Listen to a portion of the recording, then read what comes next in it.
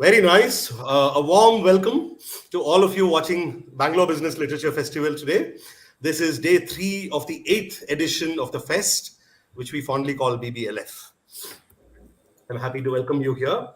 Kirti, can you move forward?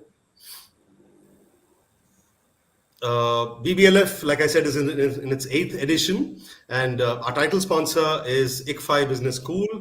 And the award for the best book, which is CK Prahlad Award for the best business book, is sponsored by TVS Capital Funds Private Limited. A big thank you to both our sponsors. And a short note of thanks for our partners also. On the opening day, I dwelt a bit on the ecosystem that we've built over these last 8 years, and our partners and sponsors are a big part of that. So we are supported by a clutch of diverse, eclectic partners. Our knowledge partners, Indian Institute of Management, Bangalore. Your Story has been our media partner for long. Tamala and Arni are gifting partners. Our library partners are Just Books and K Live. The Indian Institute of Journalism and New Media is a journalism partner, a journalism school partner, and Blossoms, good old Blossoms of Bangalore, is our bookstore partner. So if you come, and you must come, I'm repeating this, on the 17th Saturday to Bangalore International Center, you can see a wonderful collection of books brought there by Blossoms. And that is a day that we've dedicated to startup literature. So a lot of lovely themes, a lot of interesting books will be on display there. Yes, one please. All right. So I hope you have a wonderful seat and your favorite cuppa. I have my cup of tea here, and I have a lovely seat, my favorite writing desk and a seat by the window. And I'm all set for this first conversation of the day, which is going to take a look at a deeper look at Indian CSR. So the session is titled Indian CSR 2.0. The context is something like this, and Meena and Shantiri and I were just chatting about this a couple of minutes back. CSR for some has been, institutionalized charity. Most people think of it that way. You have a wad of cash with you. Where do I put it? To many others, or possibly as part of what I said earlier, it's also a tick box item. So hey, March 31st coming up. Business year going to end. So where do I allocate this cash? Therein lies the problem, therein lies a tragedy, as Meena is going to tell us today. CSR is much more than this. It needs strategic alignment with business. There are a whole host of ethical, environmental, and social questions to be raised in connection with CSR. And that is what we're going to hear in this session. And to moderate this session with Meena Raghunathan, I invite the charming and talented Shantiri Malya. Hi, Shantiri. Hi, Ganesh. Welcome, and welcome with your 1,000-watt smile. And thank you so much for joining us at the fest today. My pleasure, Ganesh. Okay, before I hand over the thing to you, I'm going to say a few words, or maybe many words. So it looks like I have to say a lot about you because there is a lot to be said about you. Shantiri is editor ETCIO. She's an editor and journalist with 17 years of experience in B2B journalism, or predominantly in B2B journalism. She's worked for reputed B2B technology media houses such as Trivane Tech Plus Media, and IDG Media. Her roles have spanned event content anchor, content producer, she's a podcaster too, panel moderator, speaker, and tech observer. So she's a researcher who enjoys conversations with tech communities. And in addition to all this, and God knows where she finds the time, she runs a non-profit called Chirantana, which works with people with special needs. So again, welcome, Shantiri, and please take this forward. Thank you so much, Ganesh. Thanks a ton. The introduction was like totally fantastic. So thank you and welcome to everyone who's joined on to the Bangalore BizLit Festival. And it's my honor to be here and to be kicking off today's edition. We have a very interesting theme, which is aligned to this today's, content think tank. And it's my pleasure to be introducing our guest for this session, Meena Raghunathan. Welcome, Meena. Thank you so much for joining us here. And, Pleasure and privilege, Shantiri. Yes, a quick note. I'm as challenged to edit out Meena's bombastic, wonderful resume, very distinguished resume. I'll try my best to do justice. So, Meena comes in with 35 long years of experience in the development sector.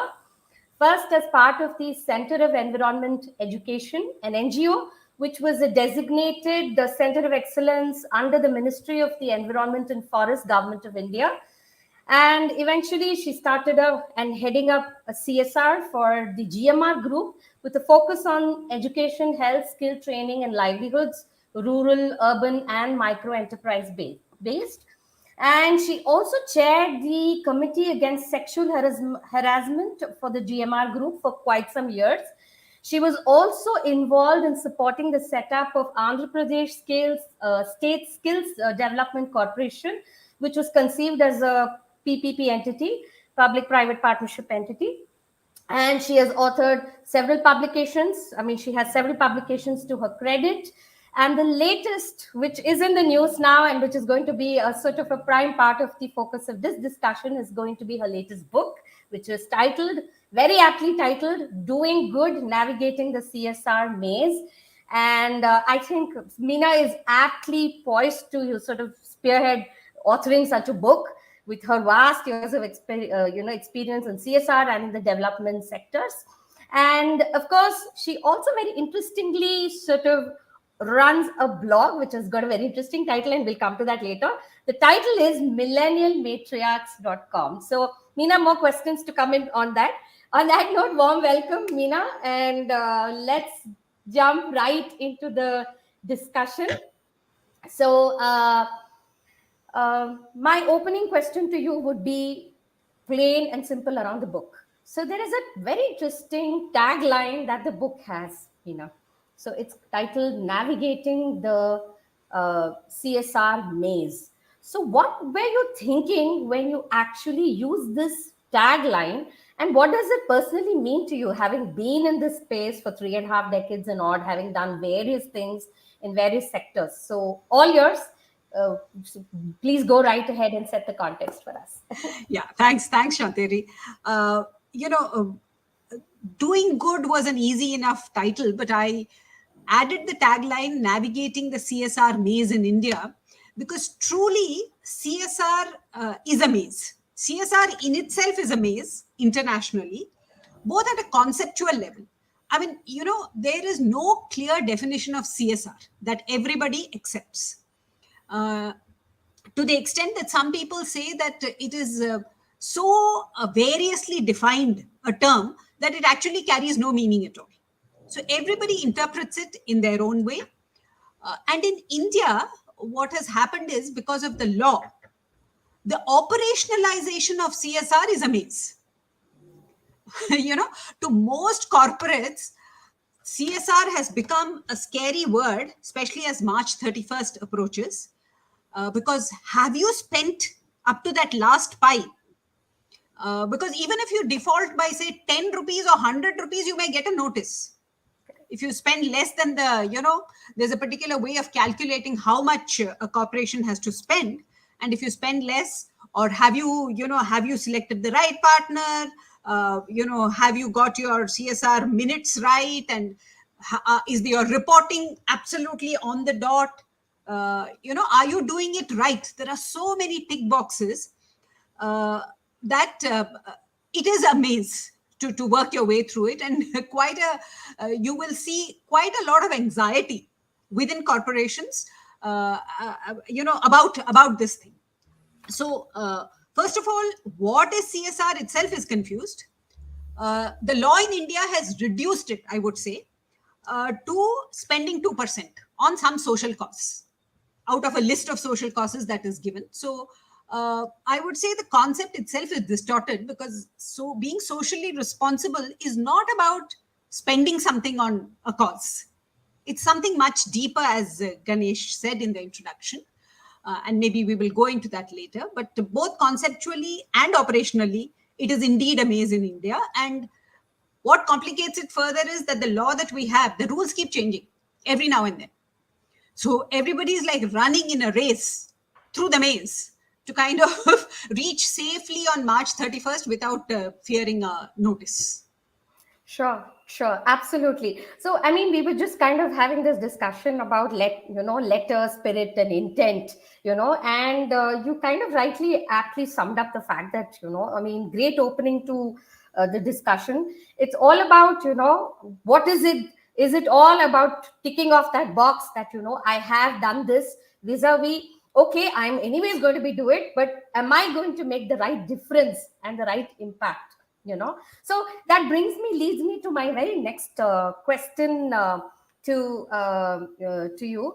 So more often than not, CSR initiatives across government or across corporate, there are multitude, there are foundations, there are many large companies which have their own dedicated foundations, which is of course doing great work. Everybody's trying to reach some pocket, some focus area, but more often than not, Meena, like even when I'm on this side of the spectrum, kind of supporting as trustee an NGO which is run by a very close friend of mine by name Rachna Prasad. She's dedicating the Chirantana to the cause of special needs. More often than not, our biggest challenge on this side of the spectrum is people ask for numbers in terms of targets. How many villages have you reached? How many towns have you reached? How many satellite towns are you planning to create? How many livelihoods? How many lakhs of livelihoods are you going to create? So is the whole purpose of CSR lost in this? What's your take? How do NGOs navigate through this particular sort of constraint? Any thoughts on that? Yeah, lots of thoughts, I would say. So, yeah, you know, we there are two sides, and I've been on both sides, the NGO side and the corporate side. So, I would like to also share the corporate angle of it and why it is quite difficult to, it's seemingly difficult to access funds, CSR funds. The corporate works under certain, the law, as we were just discussing, is pretty stringent. Who can do it, what has to be done, and if you look at the reporting format that the corporate has to submit to the Ministry of Corporate Affairs, it is extremely detailed. So it'll ask you which district. Right at the beginning of the year, you have to decide all this: which districts, which villages, how many people, where, what. You actually have to give those numbers. How much of the budget goes towards that? And if you have 10 activities, you have to say for each of those activities what they are, and then show what is your administrative cost, this, that. So there's a lot of reporting requirement on the corporate. So I think that is the pressure that filters backwards to the NGO. Then there are the people making the decision within the corporate. They are the CSR committee and the board. This decision making process on CSR, we need to understand. Very often an NGO will go and give it to the foundation person or the CSR in charge, and then start calling up the third day. What happened? Now that CSR person or the foundation has literally no say, except to put in a positive recommendation, to do the due diligence, put in the positive. Who is the actual decision making body? It's the CSR committee, which is the subcommittee of the board. In most cases, in some cases, the board directly, but it's the board. The board meets 4 times a year. The CSR committee meets 2 times a year. So there are particular timelines at which it is done. And then the CSR committee again looks essentially at compliance. Is this compliant? Are we going to get into trouble by associating with this NGO? What is the reputation of the NGO? They're worried about all those things. Then there is, the fitment to this schedule 7, which is the list of activities that you can do. And then the board also has to take a kind of decision on where to do. Because if you see the law, it says preferably around the business. So how does a board interpret that? Some boards say, no, let's not cross any line. We will do it within 5 kilometers of our factory premises. Some other boards may say, no, they're saying preferably, take a mature view, take a, this thing. I can do it even in the next town, in the next state, in the next whatever. So however good the cause, sometimes, because of such fierce confusions, and it's a new and evolving law, it will take a little time to settle. So, that's what kind of constraints from the corporate end, what they do.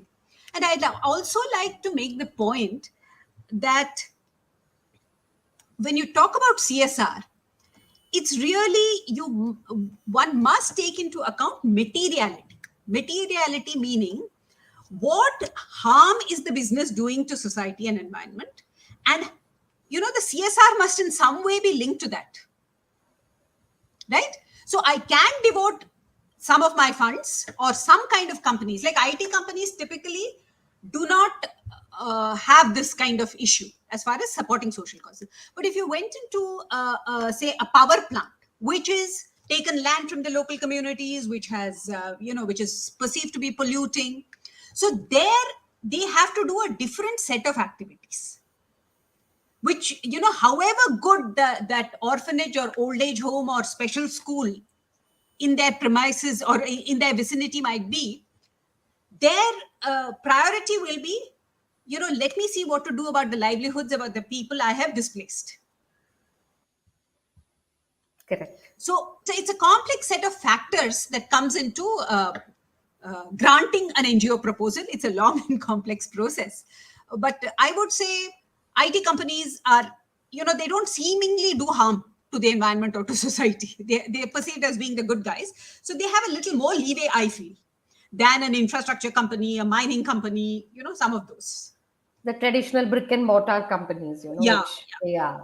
Okay. Yeah, and understandably so, because I think there are tangible constraints that come in perception as well when it comes to the Yes. brick and mortar companies. Great insights, Samina, and maybe at some point we should delve deeper into it offline as well. More insights to come from you. So moving on, you've also spoken extensively about capacity building and staffing from a CSR perspective as well. So if you're looking at it from a corporate perspective, or if you're looking at it from an NGO perspective, and we're trying to look at it from a time when we have now crossed COVID, we're actually looking at changes in CSR laws, which mandate companies and NGOs to do certain things. We have the introduction of the Section 8 companies as well. So how do you really see capacity building and staffing? What does it really sort of denote to the NGO or the development sector? Right. From a corporate angle, some corporates, the larger ones, the more enlightened ones, have, as you said, set up foundations and have staffed them with professionals from the sector. But there are still many companies where CSR organizationally also the hardwiring is not very clear. Where do I fit my CSR? I don't want to set up a foundation. It has its own hassles. Shall I do it as a department within? Okay, if it's a department within, then where shall I place it? Shall I place it under HR? Shall I place it under corporate relations? Shall I place it into the CEO's office? And that kind of gives you an insight as to how the company is thinking about CSR. If it's public relations or corporate relations, I know what the perspective is. So there is that angle that I think companies have to be very thoughtful and mindful about how they see the CSR function and how they position it organizationally. The other problem sometimes, sadly, is that a person who is a bit redundant in some other department, or not a great performer, or just needs to be accommodated, is given the CSR portfolio. Because CSR, social development, are still not recognized in the corporate world as professional, activities, things that need special training, special experience, special education. And they are, and it's quite, anybody can do CSR kind of, it's like all of us think we can comment on education because we've all been through school. Right. Correct. So it's something Correct. like that. Oh, doing good. What's the big deal? Yeah, just go give some money, and It's as simple as that. As simple as that. So I think this recognition that CSR or social development, this thing, they need a professional expertise that must be recognized and respected, which is still to happen in the corporate sector. And I would say, look at the law. For instance, the law says if the company is implementing CSR by itself, not through a foundation or not through NGOs, you know what the administrative cost allowed is?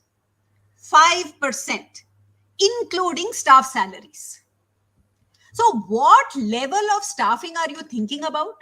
If you have a 1 crore CSR budget, you're thinking you'll do all your travel, all your monitoring, all your due diligence, all the administrative, and pay the guy within 5 lakhs. So you'll pay him 20,000 rupees a month. So what? How much respect are you giving the CSR professional, even by the law? Correct. Right. So I think there is a little kind of still some things which have to come into balance. Absolutely, absolutely. I think that's a very strong point about administrative costs. I mean, it really can come down to a very ridiculous level of, trying to imagine a budget and such a low percentage of that as administrative costs. I think CSR professionals deserve far more respect than what they are currently being accorded. Great point, Meena. I think great. I can see a question coming your way. You had spoken about the traditional infrastructure companies, the capital intensive companies actually, sort of trying to do some bit of damage control, and, trying to sort of salvage some bit of the damage that they might be doing to the environment by sort of offsetting it in the course of their business. But doesn't this damage also turn out to be counterproductive for the businesses themselves, for the companies themselves? So why is it that the CSR is not really aligned accordingly, to their operations in a manner that it coexists and just doesn't become a damage control process? So this is a question that's come your way. If you could throw Okay. some light. Yeah. Actually, I would say that on the one hand, CSR cannot solve the problem. The company has to, in spirit and letter, comply with all the other laws, the environmental law, the R&R, the whatever other laws you have to comply with. That itself takes you. Then preferably the CSR should be aligned, which is the icing on the cake. It's not the basic issue. The basic issue has to be that you have to do it right. So you go into the ESG concept, where you say my core business decision making must take into account the interests of all stakeholders: society, community, environment, whatever. And then CSR can be the icing on the cake. And I do think to a certain extent, infrastructure companies are well aware of this and they are quite aligned. That's why I said they will not support something which is an old age home, in the next district. They will try to deploy their funds around their plant. They will try to address the issues which seem to bother the communities the most. So they do try to align it in that way. But for this, the perfect alignment, again, I think it goes back to the organizational question and the importance of CSR. CSR is hanging on the fringe of the organization, okay? Periphery. Is the CSR head at the plant level included in your all your business deliberations and discussions to ask him or her, how can CSR mesh? Today it is not happening. Hanging somewhere, just tell him, whatever, because it's not seen as core business. So it comes back to the second question that social concerns as part of the whole ESG spectrum have to be in the main line of business. It's not like a side activity. It is about how profits are made and not how profits are spent. That's how CSR has to be looked at. Correct. And that's the distinction I try to make in my book between doing good and being good. Absolutely. Doing good is Absolutely. spending that 2%. Being good is you take your decisions right. Don't cause harm. Correct. And I think this whole thing of CSR, again, trying to be relegated to a profit and cost center versus dialogue, I think that's not relevant to something like CSR. CSR gives value beyond the cost and the profit center dialogue. And I think that's where corporate has to move beyond just, the small sighted thinking, which they're forced into at times, right? Yeah. So great. Meena, very quickly, in your opinion, what would be the top three things that come to mind as what you envisage as the future of CSR, or what we can call as CSR 2.0 in the context of few, variables, like whatever has transpired earlier with CSR and what has come in between as layers in the CSR ecosystem, And so, what do you think in the light of this? How do you see the future of CSR in India? Okay. In the software world where we derive this 1.0, 2.0, 2.20, things, the changes are kind of internal. In the sense, I develop and I go from 1.0 to 2.0. In the CSR environment or in social development, the CSR environment, the changes have been thrust from outside. CSR was proceeding as CSR. In India, I'm talking about, let's not talk about any other context. In India, CSR 2.0 happened when the law happened. Huge externally imposed paradigm shift from something that businesses felt, yes, it is a good thing to do, let me do the best I can, etc., to a regime where I will tell you what to do, how to do, where to do, when to do, how much to do. So, so it went from 1 to 2. And I would say COVID in a certain way has moved the needle again. To a certain extent, I wouldn't say it's 3.0, but it's, moved from 2.0 in the sense that businesses have kind of been shaken up. And they have been truly moved, I would say, by the kind of hardships. I think many of them realized for the first time in a very visual, in a very real, immediate way, how do workers live? What was this migrant problem about? What is hunger? What happens when people lose their jobs and they're pushed back? So I think that was quite a jolt. And I would say that has made corporates probably view this whole social side of, the societal responsibility that they hold more seriously, because it's been brought home in a way that everybody could see. So I think that's a huge thing. So how the responses are going to be in terms of, how they conceive their programs, I think is going to change from, at this point, we are just at that watershed. And I think corporate leaders are going to start saying, yeah, let's look more deeply at this problem. What was it about? What happened to us? It's not just about the healthcare. That phase is over. For the last 2 years, we've been saying healthcare, vaccinations, upgrade hospitals. But now there's going to be a more fundamental questioning about livelihoods, about migration, about jobs, and about the inequities and, the disparities in society. I think a lot more sensitization has happened. COVID also has brought in this technology angle. What we did not dream possible. I did a lot of skilling in my 15 years. And I would immediately dismiss this thing. I've always felt that you had to have a building, you had to have your students. These are 10th standard or 12th standard dropout. You're teaching them a physical skill, welding or, air conditioning repair. So I would immediately dismiss if anybody said that you can do this distance mode. I'd say, no. These are hard hand skills. You have to have them under your eye. You have to, teach them. And also, it is life education, and I can't do it except when I'm intensely close to my trainees or students, because I have to transform their mindsets. I think a lot of that is left behind. And even an old 4G like me is saying, yeah, hybrid makes sense. It saves costs, it's efficient. So I think we're going to see a lot of movement in that direction. And I suppose the other third thing is that education, the kind of fallback in learning levels of students thanks to COVID. I think everybody is also very aware of that, and is going to start doing something about it, because we haven't really even realized fully what has happened. Only now the reports are starting to come out saying, but you can see it in every child around you. Perfect. So something's going to hopefully happen. Yeah. Absolutely. Tech, education, I think these are all, completely resonates with, what we are seeing right now. Great point, Meena. I'm going to digress a little bit here. I'm curious to know, what is Millennial Matriarchs all about? This blog all about? Is it a part of your experience? So Sure. I suppose Millennial Matriarchs is something that my friend, dear friend and ex-colleague Mamta Pandya and I run. we both love to write. We just write.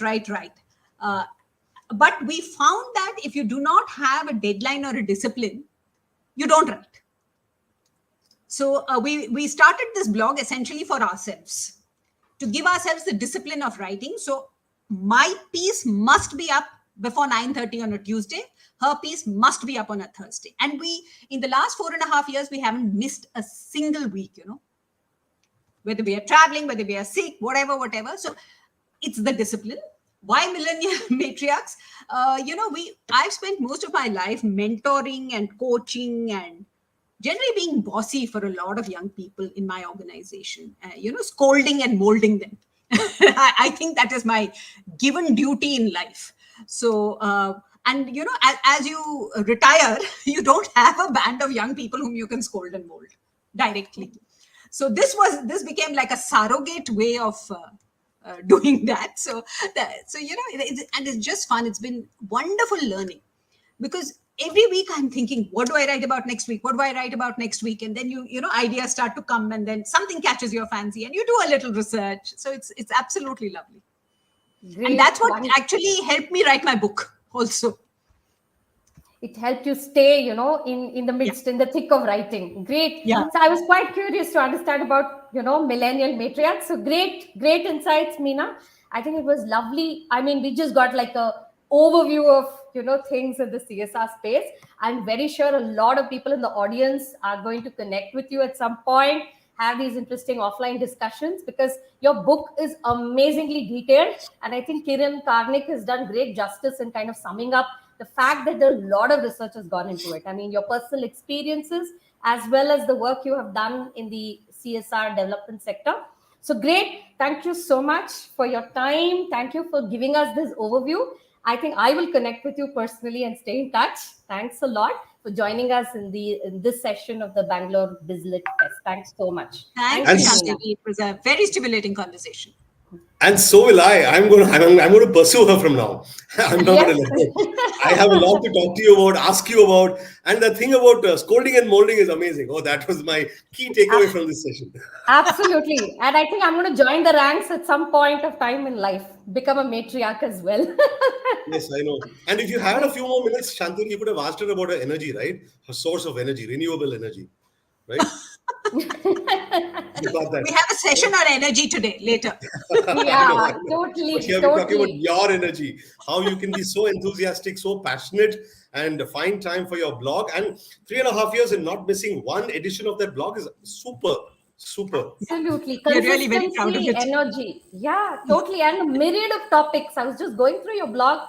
You've covered a whole myriad of things, and very well written, very resonating, very connecting. Thank you for that. And I think I will talk to you about that as well.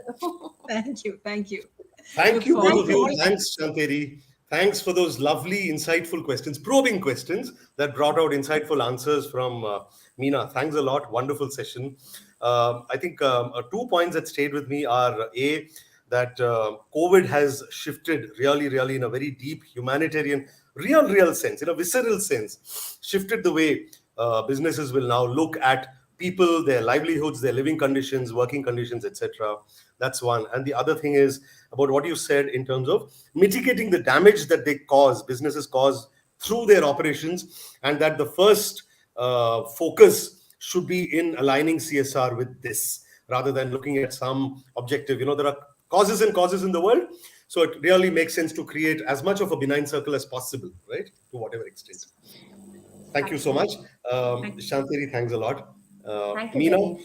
Meena has kindly agreed to host the rest of the sessions for the day. So while I'll be there on the sidelines like a fly on the wall, Meena, over to you. I think it's time to introduce the guests for the next session, the speakers. Thank Thank you. you. Thank you, Shanteri. Thank you, Ganesh. Thank And you. audience, I now change hats Yes. from being questioned by Shanteri. I now take on and anchor the remaining sessions for the day. So the next session, very different, I would say, from our discussions, but it's still about being humanitarian. It is artificial intelligence embracing our humanity to maximize machines. I'm absolutely fascinated. I don't know which direction this conversation is going to go, but we are in the capable hands of Kashyap Kompila, who also wears many hats. He is CEO RPAZ AI, a global technology industry analyst firm. He is a best-selling author, a columnist, a visiting faculty at many prestigious institutions, and committed to democratizing AI education. He is going to be in conversation with John Havens, a sustainability expert and the author of this book. Uh, I am completely fascinated, but also completely clueless about what this conversation could lead to. So I'm going to leave it into the capable hands of Kashyap and John to take it forward. Thank you. Thank you, Meena. And it's my great pleasure to be hosting my dear friend John Havens today. So the topic for our, welcome John, the topic for our session today is embracing the man-machine tango. And so let me just set a bit of context for this before I introduce John. So artificial intelligence is already here everywhere, but it's still early days for artificial intelligence. Even it's early days, but AI is getting better and better. And so we worry for our and our children's future and jobs. Another angle to this is while we're excited by the wonderful possibilities of AI, we're also worried about its dark side. So if you look at the state of the world today, let's face it, I mean, we have made a lot of progress as humanity in recent decades, but the world is still an unjust and unequal place. And when we use AI for automation, are we codifying the current status quo?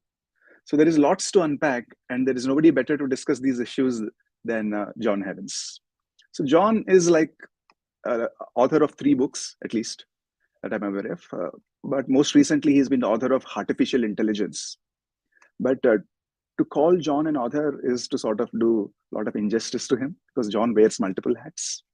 So he's a member of the World Economic Forum's Global Future Council on Human Rights and Technology. He's the founder and executive director of the Council on Extended Intelligence, which is a partnership between IEEE and the MIT Media Lab. And currently, he's a sustainability practice lead at IEEE Standards Association. But where I know John from and where the world knows John at this point in time, I think, is as the executive director of IEEE's global initiative on the ethics of AI, ethics of autonomous and intelligent systems. So in that role, John has orchestrated like nearly 2,000 experts, I think, across different fields across the globe in creating sort of a moral code or an ethical code for artificial intelligence. So John is like battling on different fronts and is literally saving the world from the demons of artificial intelligence. So welcome, John. So let's, we only have limited amount of time. So I want to start by asking you about your book. So in your book, Artificial Intelligence, you outline 2 scenarios, a robotic dystopia or a more hopeful scenario where humans use AI to enhance our natural talents and become a better species. So please flesh out these scenarios and where is our current trajectory? Are we on the right path? Well, first of all, thank you so much, Kashyap, or Cash, as I call you, for the invite. So appreciate all the work that you graciously do with all the different IEEE work that I do, which is my day job, which I could talk about more. And thanks for the invitation to the BizLit Fest. I'm just waking up. The reason I wanted to project 2 scenarios is that it's pretty easy to fall into fear with regards to artificial intelligence and technology in general. However, a lot of times the fears in media are very overt. You know, a machine will kill us. Like, okay. For me, I thought that it's not just that it was kind of boring because it's been done so much, but it wasn't what I think most of us tend to be most scared about, which is self-reflection. Machines and algorithms can be amazing tools, and artificial intelligence is a very broad field, machine learning, deep learning, etc. But really, I wanted to show the benefit, and that's why the subtitle is Embracing Our Humanity to Maximize Machines. Using tools to help self-reflection, wonderful. Avoiding the self-reflection, that's where the fear will really be escalated, and that's the main dystopia that I'm trying to advise against. Right. So let's, I mean, step back a little bit. Let's start with the basics. Like a lot of the people I talk to, they say, hey, AI is just a bunch of code. It's a piece of software. So what does it really mean for machines or AI or algorithms to have ethics or ethical values? Great question. The short answer is I believe, and I think the science shows, machines, algorithms, artificial intelligence, robots, there is no sentient machine as of today that I know of from the experts who would say that. Now, that said, there's a term called anthropomorphism, which I know you know, which is if someone wants to believe that something is real, then they can. There's also an idea of what's called animism, or in Japan, something called the Shinto tradition. So I want to be clear here. And in the book, I point this out. I don't want to judge people where they believe something. But that said, there's a lot of discussions about the idea of robot rights. And what normally is always left out of the conversation, and this was my previous book, is the personal data. It's essential to remember that any machine that tracks humans to learn how humans function or think, and then using that to create the algorithms that would help humans, it means that automatically they're tracking our data. By and large, globally, human data is tracked and owned in ways that people in India, the United States, all around the world, they don't have full, genuine consent to access their own data. So this is a critical discussion, is that talking about machine rights or robot rights, those conversations 95% of the time don't mention tracking human data. So this object in my hand, this iPhone, does not operate in isolation. It's not like all of a sudden, oh, this pen has become sentient. This is Bob the pen. And I'm not trying to mock anyone's beliefs. The point is that we have to remember that human rights and ecosystem planetary rights are critical to protect now. And if we weren't, let's say, sentient, and I point this out in the book, let's say sentient beings are going to come from machines or algorithms. Think of how upset they would be if they found out that they were essentially born using data, right, that was completely harvested from people without their permission. They'll be mad. So I just want to make sure to point that out. That's the easier thing to focus on, is protect humans' rights, protect ecosystem rights, rivers, etc. Because the intellectual property of the companies creating the machines is vast, and they have millions and billions of dollars legally to protect their intellectual property, protect the humans and the planet now, make the machines better down the road. That's an interesting thread, John. You said the people or the organizations that are building these machines, they have like billions and billions of dollars or millions and millions of dollars to protect their IP. So you're sort of painting the picture that the common public, who is on their side, who is looking after their interests? Because we're not aware of it, like you said, like where our data is going, where is it being used? Are we headed in the right direction? What can we do? We're not headed in the right direction, by and large. The GDPR, and I'll speak mainly in the United States about stuff I know in Europe. The GDPR about 7 or 8 years ago, when it came out, I literally in my living room jumped up and yelled in happiness, because mainly what it was doing was making people aware of the communication that has to happen around our data. In the United States, at least, and I think it's pervasive in most media, there's this sense that our data is not really worth much. There's all these messages. Well, people, consumers, and I don't like that term in general, will not be defined solely as a consumer. I do not live only to purchase. But consumers or citizens or people, they don't care about their data. They're just going to check the privacy things and move on. That's not an answer. That's what happens. But people do care about their data. They just have been trained to think they don't. And first of all, it's a multiple billion, if not trillion-dollar industry, meaning the advertising industry, where our data is tracked. So the fact that our data is worthless is empirically untrue. People pay a lot for our data, as it's sorted on third-party data lists and the whole advertising industry to track us, which, by the way, is not a bad thing. I'm not trying to say that it's evil. The point is that to protect that business model, there's this myth that letting people have access and portability to their data might hurt profits. And by the way, maybe it would, but that's immaterial to me. It's bad business. It's immoral to keep people from their data. Health data is where, especially in the United States, it's actually even deadly. And more importantly, let's make it positive. Not having portability for your data, it sounds kind of boring. But if I go to one doctor and they give me back this stack of paper about my cancer treatment, in the United States, in general, I still carry all these pieces of paper to my next doctor's appointment. That means literally the time to go through all this stuff. I don't talk to my doctor. I don't look at them face to face. And all this data I may get wrong because I'm not a doctor. Putting all these things into a tool and an app where I can have portability of the data means I pay my health insurance providers more accurately, means my doctors have information, and literally people's lives get saved. So it's 2022, right? When we have conversations, I don't mean this one, but when people are like, let's give robots rights, and when do they get sentient? And humans still go from hospital to hospital taking badly printed faxes in 2022, the answer is the business model needs to change. And then AI and all the machines that use the data can have better data to build better machines.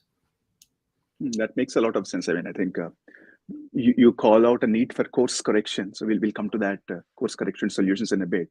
But you touched upon something, the business models. Like as I look around, there is a lot of personalization algorithms. They're everywhere in the content we consume, in the movies we see, in the music we do, and the recommendations that we get. So there is a lot of data that the organizations that are building these multi-trillion-dollar algorithms, they have. So in that sense, are you think that we're losing a bit of our humanity as these corporations chase profits and productivity? Yes. And what's unfortunate in my experience and professional expertise, having written a lot about positive psychology. My dad was a psychiatrist. He passed away in 2011. My mom is a minister in a Christian tradition. There's this, I think, again, I'll speak mainly of the United States. While there's a lot of literature about understanding yourself, etc., that's not what the main purpose is for what's online. I'm being very general, but to make the point, as a rule, the information that we're given is to sort of test, hey, what do you want to buy? Right? It's all about purchase versus purpose in general with these algorithms. Because I used to work at a big PR firm. And again, there's nothing wrong with finding out what people want to buy and helping them buy what they like. And training those algorithms is an amazing tool. Like I say this all the time, I'm never probably going to read a horror book. So I don't want to get offered a horror book on Amazon, but I do want to read a thriller. Now that nuance where people go, really, it's just a book. There's this idea I wrote about in one of my books, which a wonderful guy named it's Eli Parisier. I always forget his first name. This idea about an echo chamber, where the reason that it's so valuable to live a life where you're going to meet people who don't believe the things that you do is that you get to test your own values. If you kind of click and, I don't want a horror book within, now algorithms are so nuanced. I don't know how long it takes to train to kind of get to know a person in general, but I think it's probably months, days to sort of know this person's never going to buy this. Well, then give them more ads for that. And so then you kind of find this repetitive aspect to your life where you never get out of, the stuff that you originally clicked on. Being very simplistic, and algorithms are so nuanced that you probably won't live only in that isolation. But the point is that there's not this sense of inherent worth for people outside of what you buy. And there's non-Western traditions, certainly the Ubuntu ethics that comes largely from Africa. This is English translation that says, I am because we are.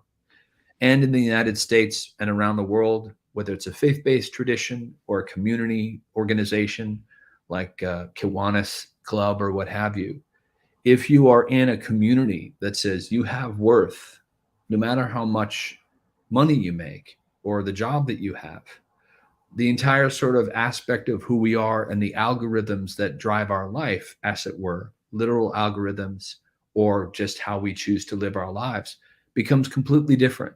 Because then we aren't, everything that we're doing is not about us getting tracked by these forces that are mainly, usually manipulating us to buy.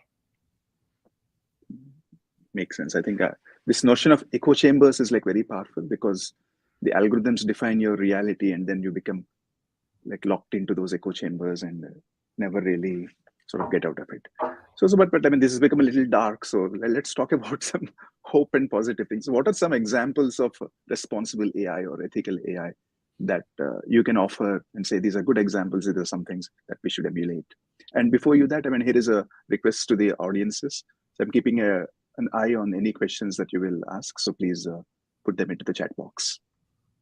John. Well, first of all, I want to say I chose this mug specifically because my daughter made this, and she's a wonderful artist. She's now 17, but she made this years ago. And I'm really glad you brought up the positive side. First of all, everything I've talked about, the request, the urgent need is to simply use the same tools that exist for advertising, and I call that purchase, for purpose. And when people are allowed access to their data and portability, in general, most of the companies making tools, I use Google Docs every day. I use Gmail. Those don't change. It's how we might pay for them versus paying, through ads, et cetera, that can change. So the business model shifting doesn't mean that people who work so hard to make these amazing algorithms don't get paid.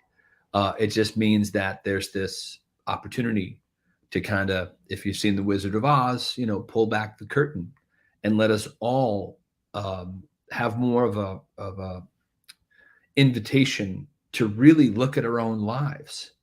It's a kind of a statement on modernity that we don't maybe have the same traditions in 2022. I think globally, because I don't want to say everyone in India does this. India is a big place, right? Same with the US.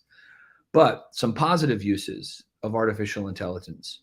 One that I think is most remarkable is with soldiers returning from war, especially in Afghanistan. I wrote about this in the book, I think.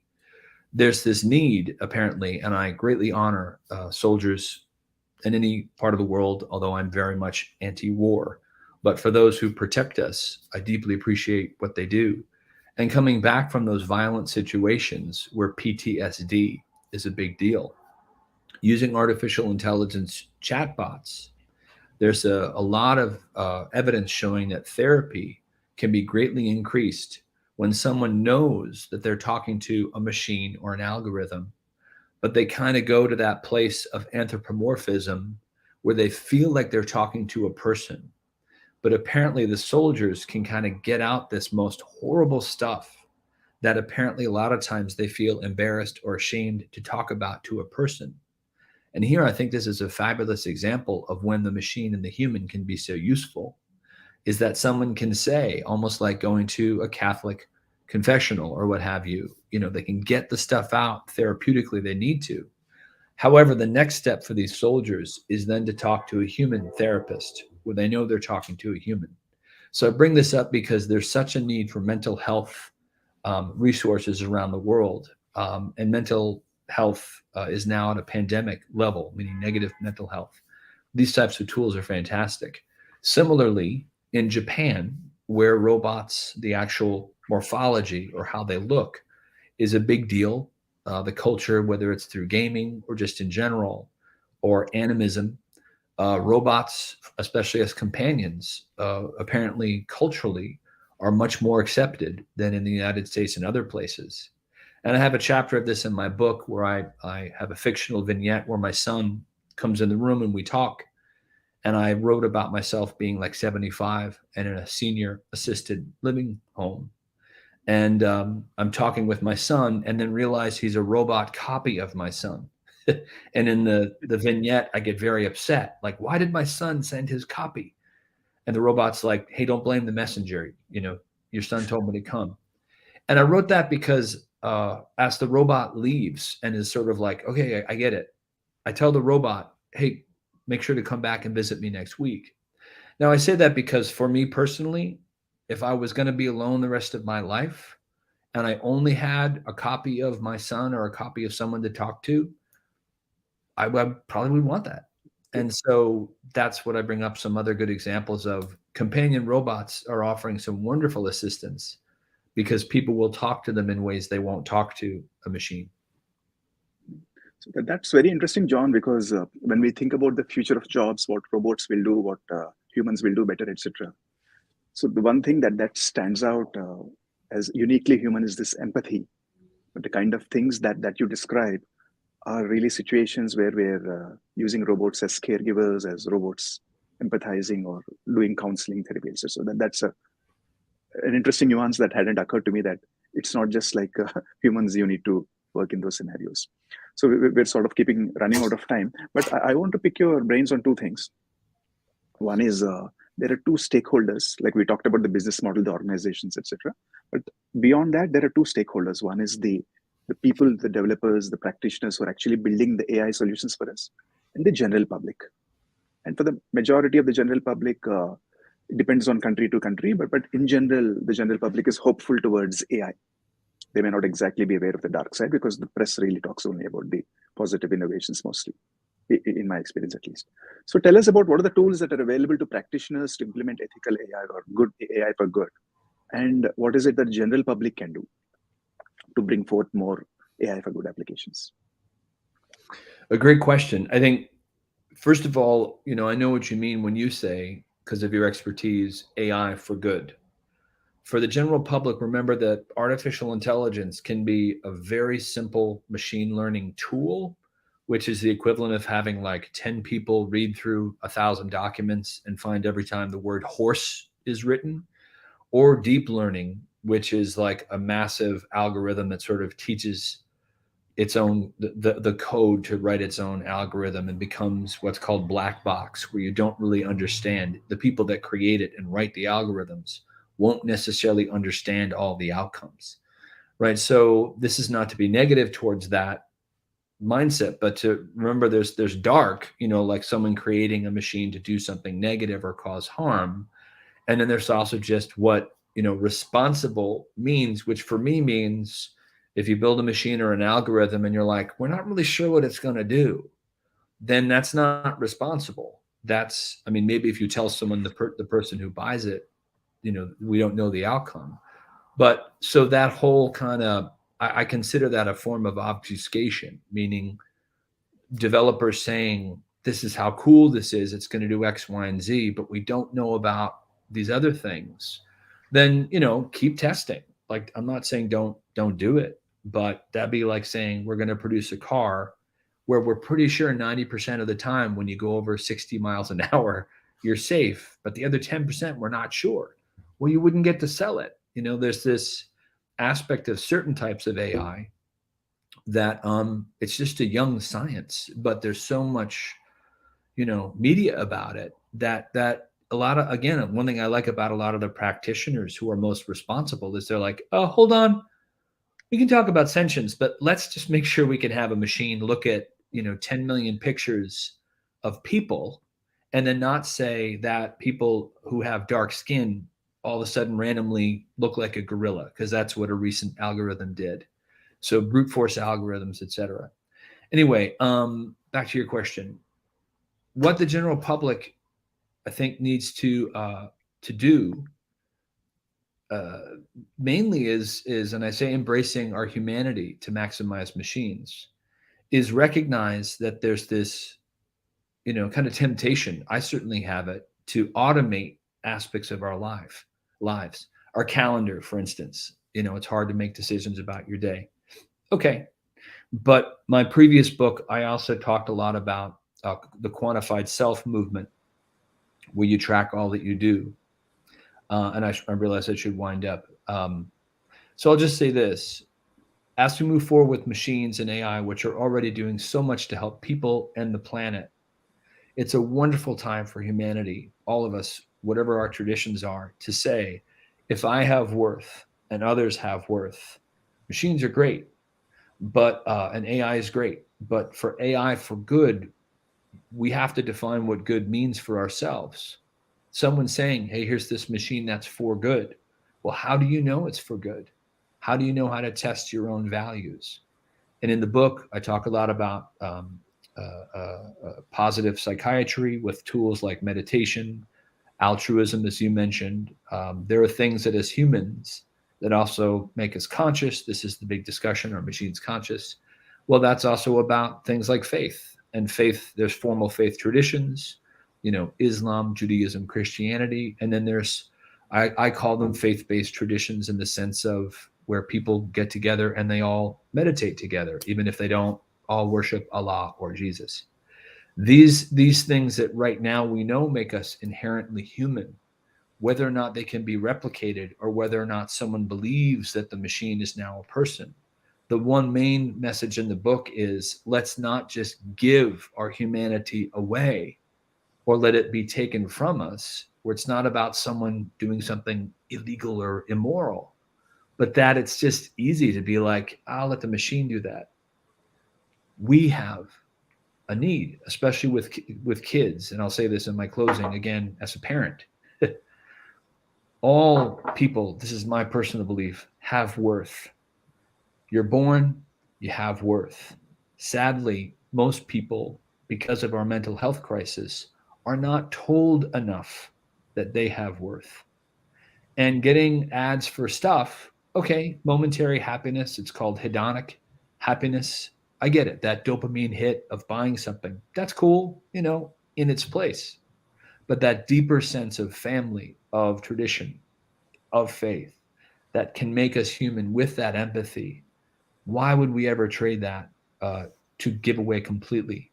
If someday we interact more deeply with machines in new ways and our data is safe, cool. But that's the point about embracing our humanity.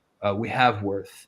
And the positive message I want to give is that we're worth taking the time to get to know who we are.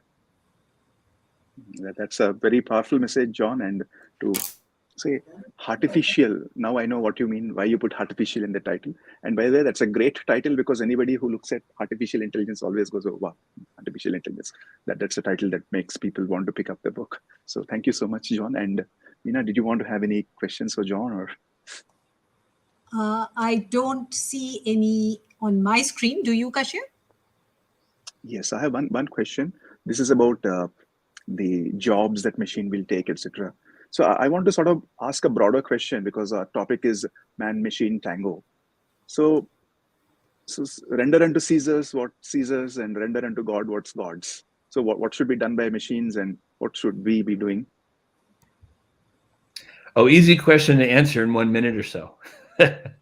It's a great question. First of all, in the current economic system, which I will put under GDP, meaning growth, and especially where shareholders legally, and this is pretty common around the world, companies have to make money for shareholders first. So this is not about companies doing anything wrong. The system that we're in globally largely supports a monetary and financial mentality that, first of all, only examines financial measures. GDP is largely financial metrics. And at least in the US and around the world, there is a tiny group of people. I'm sorry, this is globally a tiny group of people that own a majority of wealth. I think it's like, 50 people own more than half of the wealth of the entire planet, something like that. So to be clear, that is just what is. Like empirically, that's the system. I am speaking just as myself, not for my employer. I do not support that system. That system, in terms of jobs, and this is not me saying this, Martin Ford, an author I admire very much, have been saying this for years. In that system, and I believe this, there is no job that will not be automated by machines or robots, or in the metaverse. right? Physical robots, they're going to take a hit soon because it's a lot easier or less expensive to make an avatar in the metaverse or an extended reality than it is to build a physical robot. But remember, if someone can make something and the main priority is financial, there's no reason, none, that any job will not be lost. That sounds dark. It's just true, period. Like I have not seen any country say, hold on, AI and robotics industry, stop making your stuff because it might replace a job. Nope. You'll hear that we want to have jobs for people so they can make money.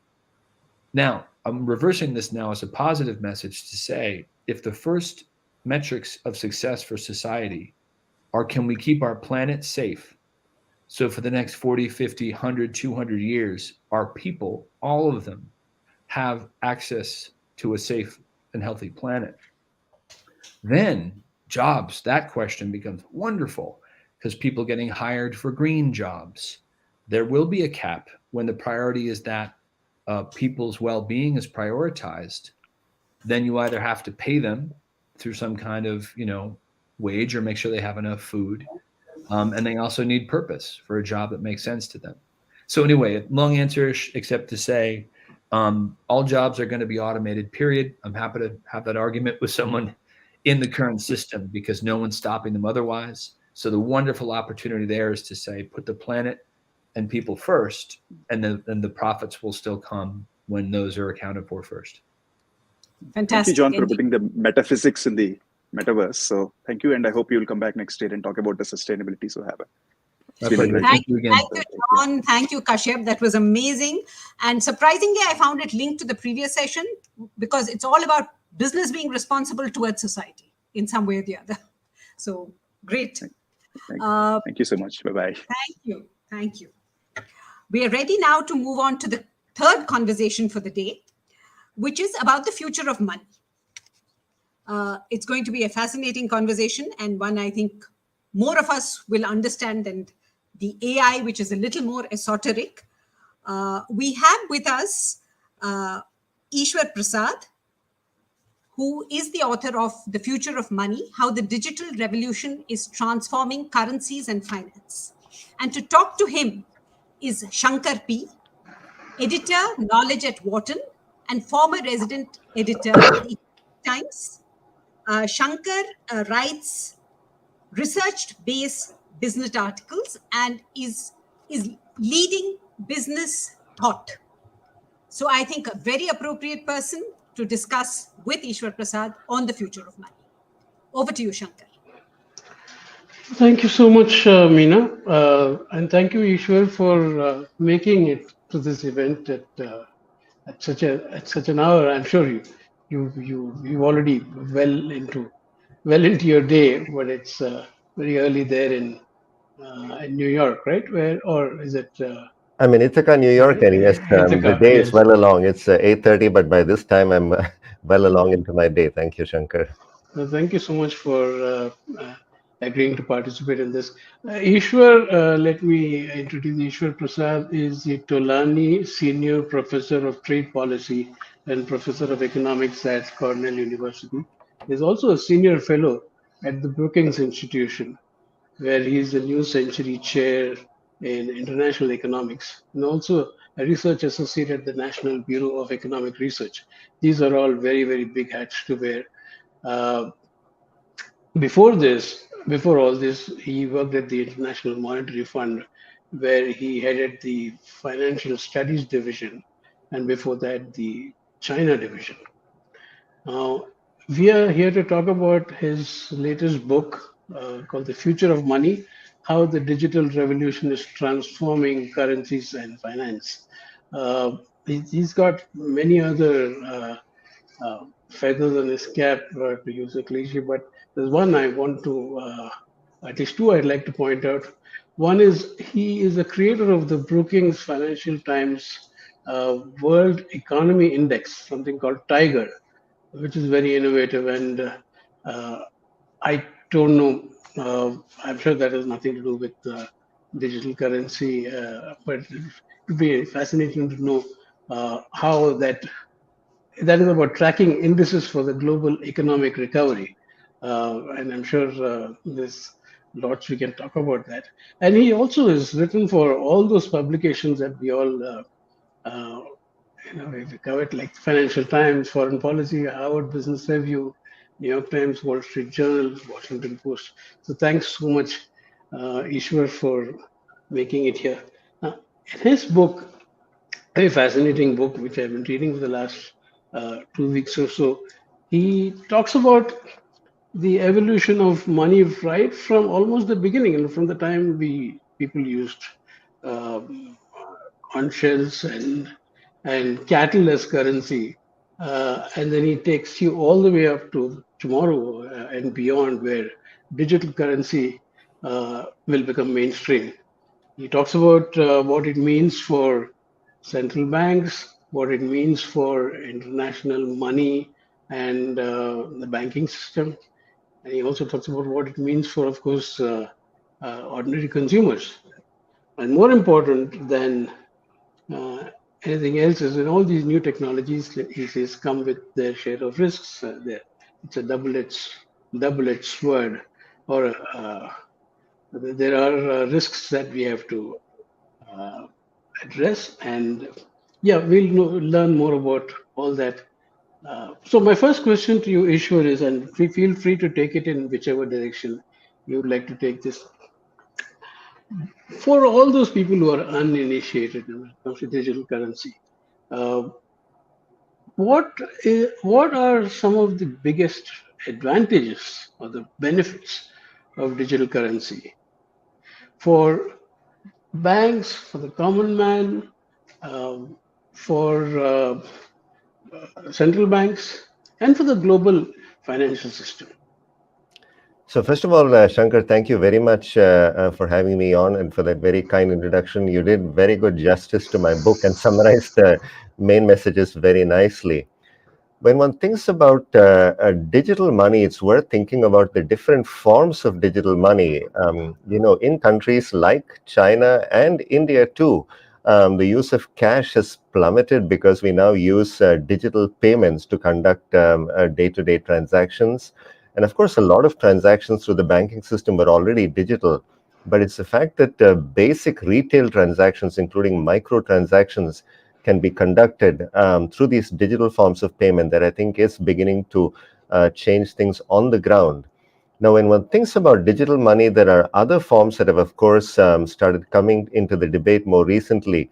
One is related to privately issued forms of digital money, essentially cryptocurrencies, but also some sorts of cryptocurrencies that are privately issued but are backed up by fiat money issued by central banks.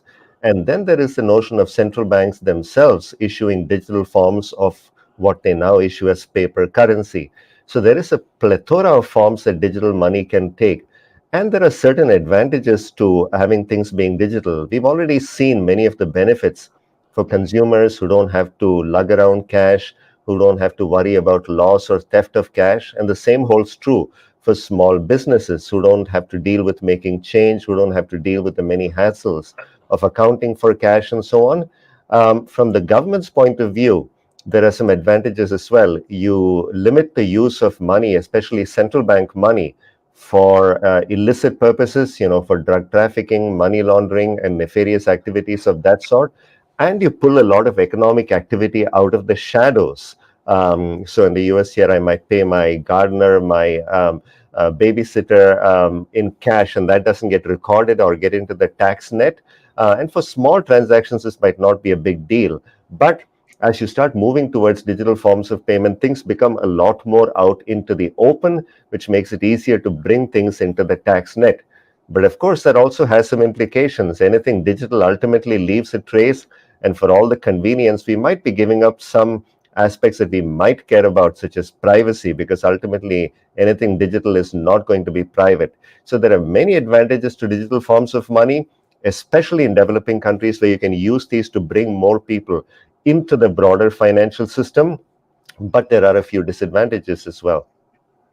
Thank you so much for explaining that so crisply. Now, digital money, very broadly, or digital forms of payment are not the same as digital currency. Digital currency is, for the most part, still uh, right now is in the hands of wholesale traders, or it's not yet at the retail level, right? When you pay using Google Pay, that's a digital payment system.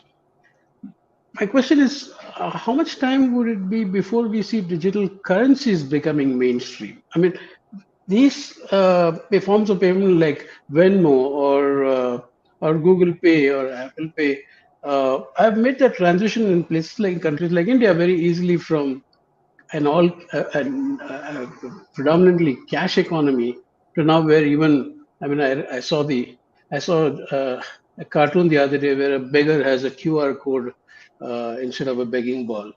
And you could pay him. So when do you think these things will go mainstream? Is it a long way off? Is it still a Actually, that cartoon is the reality in Beijing. My last trip to Beijing before the pandemic was in December of 2019, and even a couple of years before that, you already had beggars with QR codes on the streets of Beijing. So, at some level, Shankar, the future is already here, especially in the emerging markets, which have managed to leapfrog many of the advanced economies.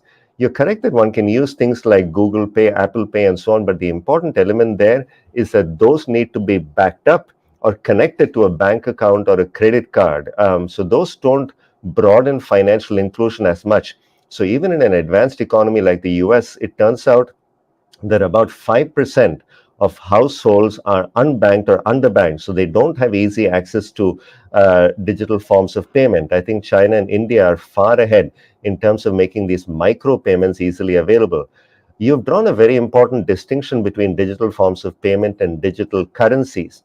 You're correct that the notion that cryptocurrencies such as Bitcoin might serve as effective mediums of exchange has not worked out well at all. Now, the technology underlying Bitcoin is quite remarkable. The fact that you can actually undertake a transaction without even revealing your actual identity, just using your digital identity, and to be able to consummate a transaction without using a trusted intermediary such as a commercial bank or credit card company or using central bank money, that sounds fantastical and implausible, but Bitcoin figured out a way to make it work. The problem is that Bitcoin doesn't work very well at what it was supposed to do, which is serve as a medium of exchange, because it turns out to be relatively expensive to use. It's very slow in terms of processing time. And the base layer of Bitcoin, it turns out, cannot handle a large volume of transactions. And then the biggest problem of all, of course, is that Bitcoin is very unstable value. So if you go into your coffee shop one day and you can get a cup of coffee, and another day get a cup of coffee and half a dozen samosas, that's not a really functional medium of exchange if you have that much volatility. Now, the need for better forms of payment, both domestic and international, is a very real need that is being met by some of these private payment providers in countries like India and China. But that need is still there to provide better forms of payment, and there are new cryptocurrencies called stable coins that are cryptocurrencies, but they are very different from something like Bitcoin in the following sense: that they are issued by a particular company, the validation of transactions is undertaken by that company, and they solve the fundamental problem of Bitcoin, which is unstable value, by essentially being backed up by stores of fiat currencies. So, for instance, there is a US dollar backed stable coin called USD coin, likewise, another one called Tether. Those are supposed to be backed up by stores of US Treasury securities or other safe and liquid securities. So, every unit of USD coin is backed up by this liquid security, and that gives it stable value and allows that digital currency to start working as a more efficient form of payment. And it is beginning to get some traction. Well, thanks so much. You also mentioned in your book that Bitcoin, one of the problems with that is that it is in much shorter supply than central bank currency or fiat currency. So, from what you say, I gather that if you want a stable, orderly growth of this new form of money, you need to have central bank fiat currency, cryptocurrency that is issued or backed by central banks. that be right? Yeah, so the one of the ironies of stablecoin is that the whole point of Bitcoin was really to get away from central bank issued money. The idea was that central banks can print money at will. So the Federal Reserve, or for that matter, the Reserve Bank of India, can create their fiat currency in essentially infinite quantities. Of course, that'll have some implications in terms of inflation, the value of the currency, and so on. But with Bitcoin in particular, it turns out that the algorithm that manages Bitcoin and it basically runs autonomously right now, that has a hard cap of 21 million Bitcoins that can ever be created. About 19 million Bitcoins have been created so far. So I mentioned that Bitcoin is not working very well as a medium of exchange. What it has become at some level is just a pure speculative financial asset. So the question then is, why does anybody assign any value at all to this piece of what is essentially computer code that doesn't seem to be serving its intrinsic purpose very well? And Bitcoin devotees will tell you that it may be digital, but one of the key aspects of Bitcoin is that it is going to be scarce. So, compared to something like a fiat currency that can be produced in infinite quantities, the logic goes surely something that is scarce must have more value. To an economist, this is a dubious proposition. If you take something that has virtually no intrinsic value, just because it is scarce, it is not obvious that it is going to have value. And certainly, in terms of underpinning a broader financial system, I think it's unlikely to be a viable substitute for a central bank issued currency. Thank you. Now, of the types of digital currency that you would find acceptable as safe and relatively um, fraud proof or cyber crime proof or uh, with fewer risks than one might have with some of these other currencies. Is there an opportunity to increase the velocity of money, and therefore, I would imagine it removes some arbitrage. Uh, like you said, it tackles the problem of money laundering. Does it? Is there a multiplier effect that it can have in terms of So the overall economic growth? The right way to think about this really is in terms of how well the payment systems work, both domestically and across national borders, because payments are the lifeblood of any economic system. And if you can, at very low cost and in efficient way, conduct and settle payment transactions, that is going to increase the efficiency of the economy. If you think about international trade or international financial flows, it's beset by a huge number of frictions. I mean, if I want to send money from the US to India, it's quite expensive. It takes a fair bit of time. It's not easy to track in real time. So these new payment technologies are reducing those frictions as well. And that's going to be good, for economic migrants sending remittances back to their home countries, for exporters and importers who can settle their cross-border trade transactions very effectively. But in addition to efficiency, there is also the aspect of inclusion that is important here. There are many people who are still unable to get basic financial products for saving, credit, managing risk, and so on. If you think about digital payments and other forms of digital access, you could think about those as broadening financial inclusion, bringing more people into the financial system, and that can have a couple of benefits. First of all, by connecting people more to the financial system, you reduce the individual level risk. But moreover, you give everybody, some way to benefit from overall economic growth, in addition to making the financial system work well. So that, I think, is going to be good in terms of supporting reforms that might lead to more growth, because now people might see that they too can benefit from any growth that the economy experiences. One more aspect in which the digital currency revolution has had a real impact, I think, is in terms of creating competition and also generating catalytic forces that are forcing existing financial institutions and even central banks to increase their efficiency. So the appearance of digital currencies, including cryptocurrencies and stable coins that I mentioned earlier, has created a sense among commercial banks that, it's not just digital currencies, but even fintech platforms that can more directly connect savers and borrowers, that are creating competition for the existing commercial banks. So they are forced to increase their efficiency. International payments, which I mentioned earlier, used to be a big profit center for many multinational banks. Now they are facing a lot of competition in that space. And more broadly, and this is quite fascinating from a historical perspective, which is why you started our discussion, we've seen competition between government or central bank issued money and private money over the centuries, over the millennia, in fact, ever since money was created. Now, the emergence of central banks over the last couple of 100 years in different economies at different times decisively settled that competition away from privately issued money towards central bank money. But now we are entering a new era of competition where central bank money might have to compete with privately issued money. So stable coins, for instance, might act as competition in terms of the medium of exchange function. So it's forcing central banks also to think about what forms of money they should think about, because the reality is that currency, that is physical cash, is not going to be viable anymore in most economies over the next few years. Thanks so much.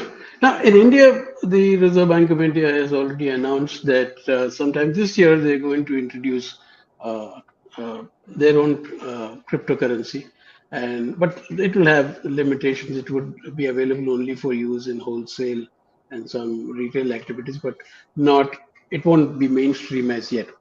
But I think the big point that you mentioned was that financial inclusion, deepening more and more financial penetration, the disintermediation that fintechs brought, that would continue, and it would continue at a much faster, at a much bigger scale with digital currency. My question to you is, what are the watchwords? And I think after this, we'll throw it open to questions. What are the watchwords or risks that we should be aware of? I mean, we've had, at least in India, big questions about black money, about money laundering. You said this takes care of this addresses money laundering. I don't know, successfully or in some degree. Uh, but what are the risks, and what should be prepared for down the pike? So thanks, Shankar. It's worth defining terms clearly here, as you said, because there is a lot that gets muddled up in many of these discussions. So cryptocurrencies use slightly different technology, and decentralized cryptocurrencies like Bitcoin essentially don't have trusted intermediaries that issue them or manage validation. Now, central bank digital currencies are a whole different beast, and they're not really necessarily using cryptocurrency technology. They have much more efficient technologies they can use, because after all, you're going to have the central bank undertaking the validation of transactions and issuing the money. Now, wholesale CBDC is essentially going to allow commercial banks and other financial institutions that have access to a central bank to more efficiently clear and manage payments amongst themselves. Now, most of that activity is already digital, but there are new technologies that can make things a little more efficient. Retail CBDC, essentially digital forms of retail money that could either complement or displace cash. That's the potentially new innovation. So if we move to a world where you don't have rupee notes or dollar banknotes no longer available and have to use central bank money in digital form, that would be quite transformative. And like I said, it has many benefits if you can provide very easy access to a low-cost digital payment system to anybody who wants it, whether or not they are high income or low income, whether or not they have access to a bank account or credit card. That is certainly going to be helpful. There is a question about what the use case is really for a CBDC, especially in an economy like India or China, where the private sector is already doing a perfectly good job of providing low cost, easy access digital payment system to basically anybody who wants it. So I think there is a user case to be brought here, but there are other risks as well to a CBDC. One is that if you have a government providing a payment system, the question is it going to block private sector innovation? And then if you had CBDC, digital wallets, maybe that could lead to a flight of deposits out of the banking system. Now, there are countries like Sweden and China that have moved forward with CBDC experiments. Japan has as well. The European Central Bank is likely to do this. All of this is likely to lead to a design of a CBDC that can mitigate many of these problems. For instance, the Bahamas, which has issued the world's first nationwide CBDC, the sand dollar, has basically put a cap on the amount of money that can be held in these CBDC digital wallets, thereby reducing the risk of disintermediation of the banking system. In the US, there is discussion about whether to proceed with the digital dollar, but lots of concerns again about what this could mean for the financial system. But the reality that every central bank faces is that if it wants its money to remain relevant at the retail level, it's going to have to start issuing that currency in digital form. So I think we are definitely moving to a world where private digital monies and perhaps also CBDCs, which I think are inevitable in the next 5 to 10 years, will soon start displacing physical currency, which I don't think has much longer to last. Yeah, if you're running out of time, I want to talk about what you say in the last paragraph of your book.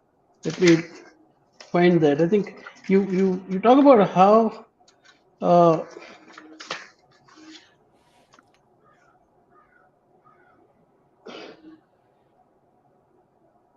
corruption, government ineptitude, and inequalities would continue. Uh, but technology, after all, is no match for human nature. I mean, that's very ominous. Uh, you have to find ways to uh, ensure that human nature, the dark side of human nature, does not uh, disabuse uh, technology advantages that all these the advantages that all these technologies would bring. Is there some way to guard against that? Yeah, there is a nice link to the discussion by the previous author. I think technology can be very helpful. I think the cryptocurrency related technologies do give us the promise of democratizing finance. So I spoke about how Bitcoin is not a great medium of exchange, it's turned into a speculative store of value. But the blockchain technology, which I think is the real legacy of Bitcoin, does provide the potential for providing access to basic financial products and services at scale at very low cost in an efficient way, and by increasing the ability of new entrants to compete with existing incumbents, I think you can get a lot more efficiency in the financial system. But what we have seen so far, unfortunately, is not the democratization of finance, but a lot more accretion of economic power. In fact, with the price of Bitcoin falling quite precipitously over the last year or so, what happened is that many unsophisticated retail investors who were taken in by the razzle dazzle of the new technology bought into these investments, some of them putting their life savings into it without fully understanding the technology or the risks.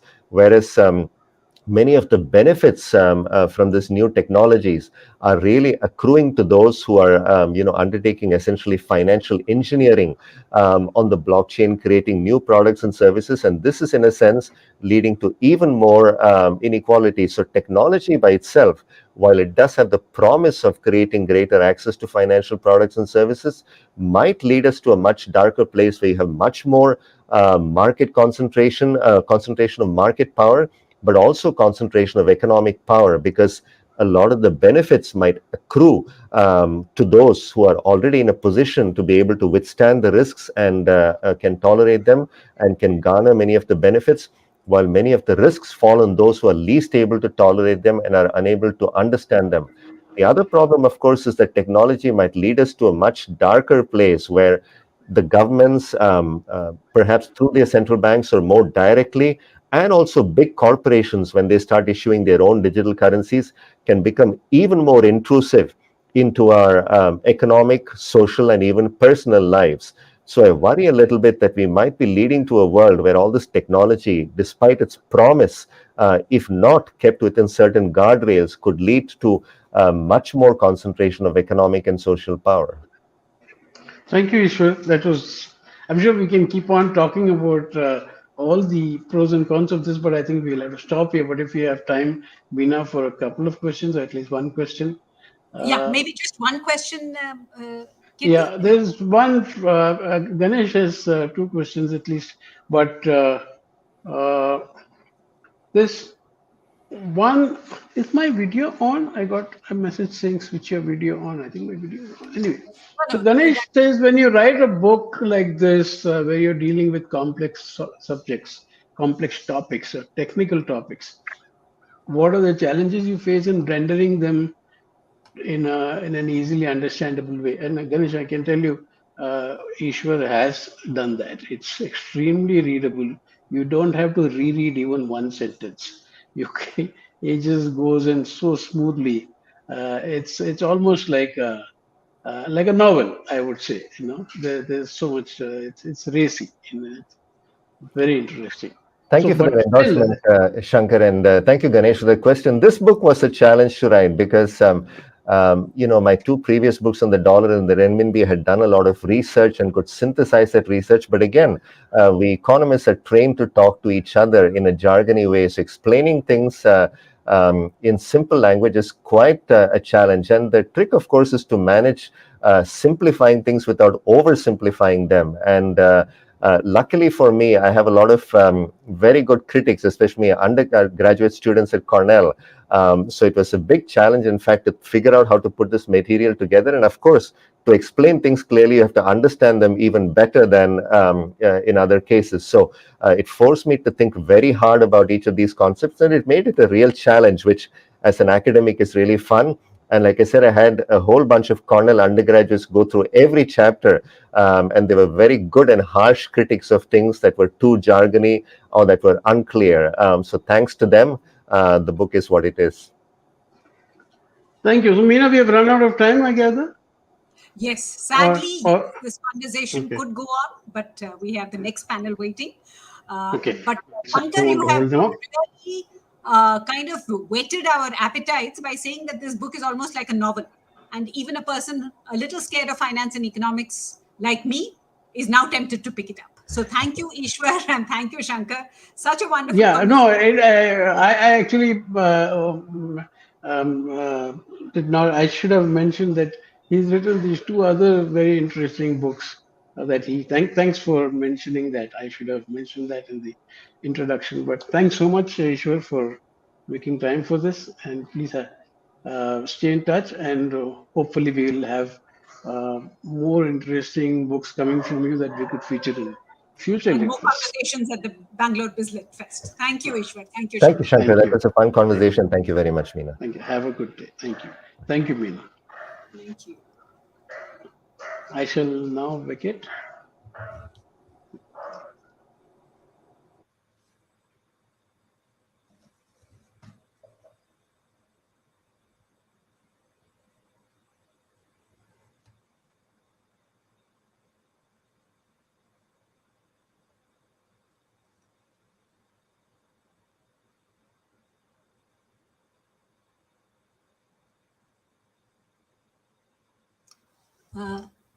We are moving on now to the last session of the day.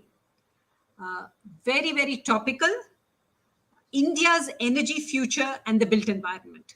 I don't think in today's climate of climate change, we can ever get away from discussing energy in a forum like this. And so it's extremely pertinent to all of us. To discuss this, we have Reshma Singh, Senior Advisor, US Department of Energy. And talking to her and asking her the questions, the insightful questions, will be Vijaya Bhargav, partner, Ostraka, a Bangalore-based architectural and interior design firm. So over to you, Vijaya. And apologies for the slight delay, but it's just run over a bit. Thank you, Meena. Good evening, everyone. And thank you, Reshma, for joining us. It's pretty early for you, joining in there. So, hi, Reshma. It's a privilege to have you a thought leader like you on the session. Before we start, would like to introduce the speaker of today, Reshma Singh. Reshma Singh is a senior advisor at the US Department of Energy's Building Technologies Office. Concurrently at the Lawrence Berkeley National Laboratory, she leads the Technology to Market Impel program and previously the Presidential US India Center for Building Energy Research and Development. Singh brings over 10 years of experience advancing urban sustainability and clean tech innovation and working with complex international ecosystems in the United States, Singapore, and India.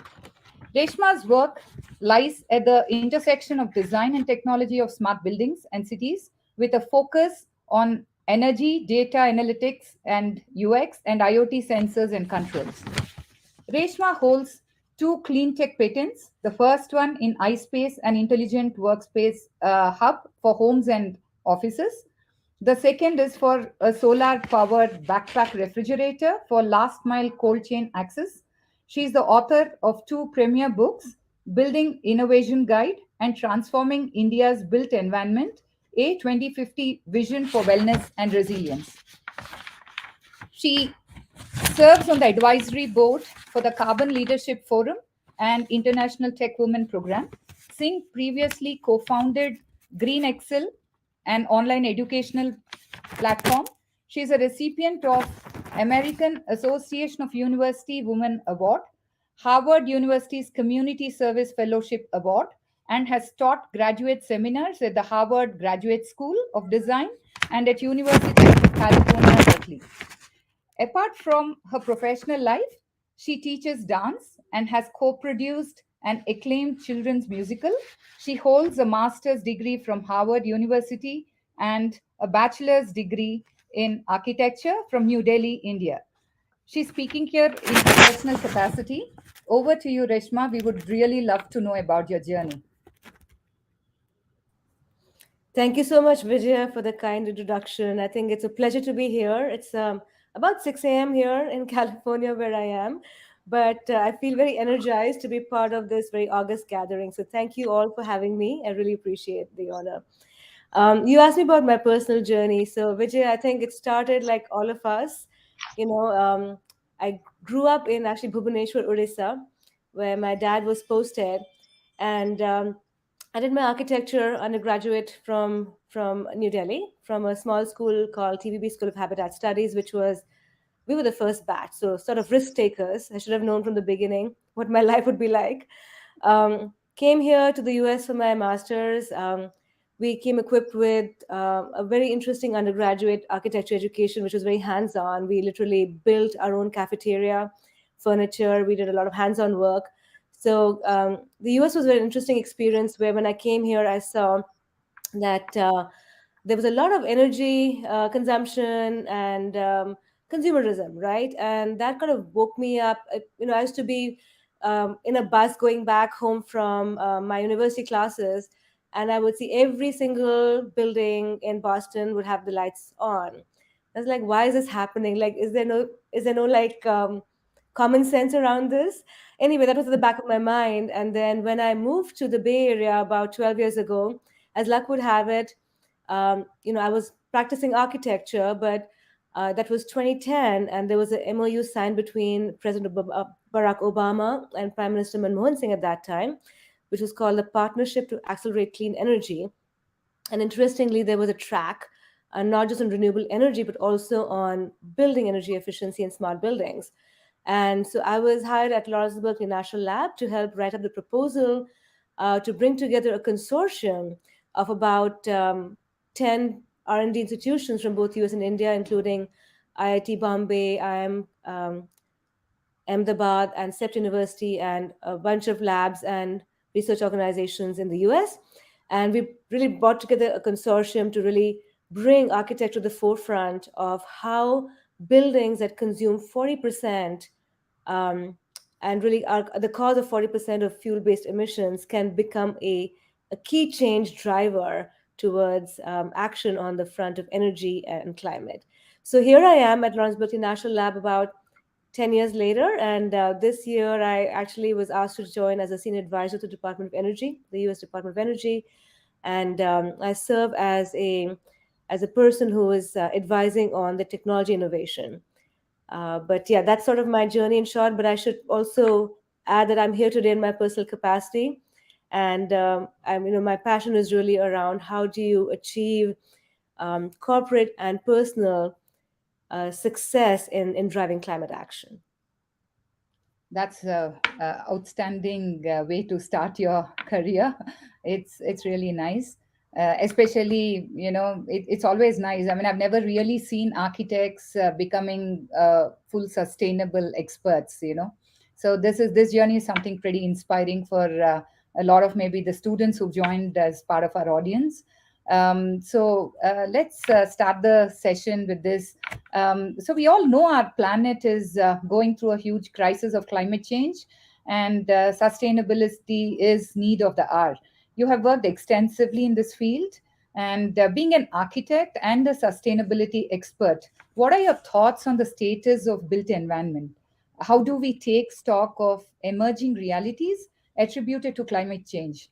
Do you think the business enterprises have a role to play? Because this is actually a business literature festival. So I thought that, I'm sure there'll be very interesting thoughts coming from you on this. Thank you for that question. So I think that's a very pertinent question. It's really the need of the hour. How do businesses contribute to saving the planet? Because that's what we need. I think we've seen places everywhere in the world right now. Bangalore has just gone through major flooding, and companies that have been unicorns have not been spared either, right? We've heard of cases where CEOs have had to rescue their families from using tractors and all sorts of devices. So I think that the main thing which I want to get to is like, how can we as architects and sustainability professionals add to the journey of corporations becoming more attuned to the idea of capitalism can actually help save the planet, right? Capitalism does not have to be the ones who are being blamed for the planet. I think it's very easy to kind of do a doom and gloom situation. I'm not on that side of the table. I'm very optimistic that we have enough people who have not just a realization, but they also have that passion to create a change.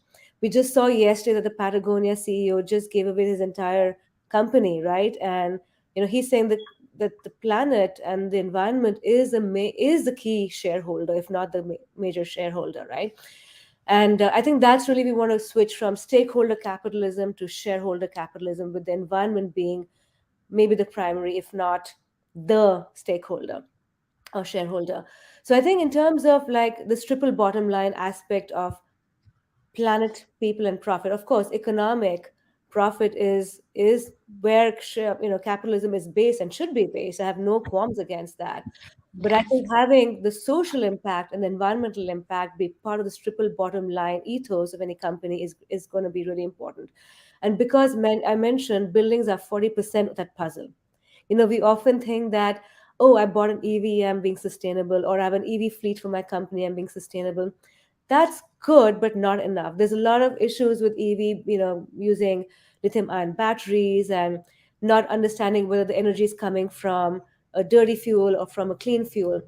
But buildings, on the other hand, they have a very interesting paradigm because of three reasons. Number one, in India especially, most of the buildings still need to be built. As India, we're advancing the economy with, with we being the number five economy in the world, with the prime minister having such major goals. I think it's important to realize that as we build out our buildings, that's a really like it's the battleground for climate action, right? That's where we can be really climate warriors. And in fact, an EV will last 5 years, a building will last 100 years. So where do we want to put our investments? Um, if you look at the built industry as such, there is the emotional connect that we have to buildings, right? That's where we live, we work, we play, we live out our life. The economic heft of buildings in terms of real estate and the speculative power. So I think that's a great place for a visionary adoption of transforming India. So I always like to talk about a theory of change, which I have put forward in my book, Transforming India's Built Environment. And that vision of change, a theory of change, is a net zero built environment that promotes equitable wellness and resilience for all. So this is really about not just the corporations, but every individual taking ownership of their behavior and every corporation taking ownership of their corporate culture and really making the change. So when you look at the ESGs, which is environmental, social, and governance goals of the company, I think those should be really attuned to sort of both the personal behavior as well as the corporate culture. And having said that, I would just add that there's been one major ruling coming out of the Securities and Exchange Commission in the US, SEC, which says that there has to be like a very transparent carbon disclosure policy. And how can we make architecture and buildings be part of the transparency where we can take new technologies such as sensing, controls, metering infrastructure, and really use that to manage and be more transparent about our buildings. Yeah, that's quite nice. In fact, coincidentally, when they asked me to moderate this session, I was actually going through your books, and incidentally, we both have. Worked with the same client. Where you actually did the white paper a book basically with the team of IISc and also Infosys team, right? So we actually do their interiors. Most of their interiors are being done by us. So we see that how the corporates basically are very sensitive to the sustainability issues, and they really passionately follow what has been listed as a guideline in that particular book, and all your suggestions and all are taken very seriously and followed to the T. So I really like when I see all these corporates being very passionate about following these sustainable practices. One more thing is at the UN climate change conference 2021, India announced a target of net zero, right?